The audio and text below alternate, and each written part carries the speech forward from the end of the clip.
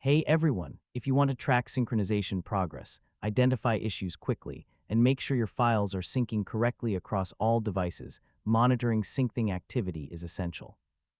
In this video, I'll show you how to monitor Syncthing activity from start to finish in 2026.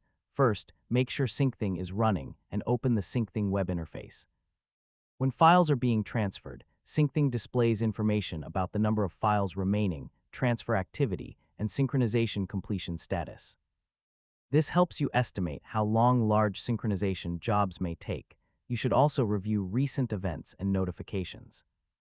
Syncthing generates messages for important activities such as folder sharing requests, connection changes, synchronization problems, and configuration updates. Pay attention to warning and error messages because they often identify issues before they become serious problems. Another important monitoring tool is the device statistics section.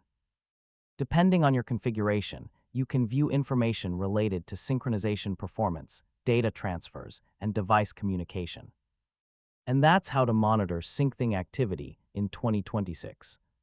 By regularly checking folder status, device connections, synchronization progress, logs, and system health, you can keep your Syncthing environment running smoothly and identify problems before they affect your data. Thanks for watching, and I'll see you in the next tutorial.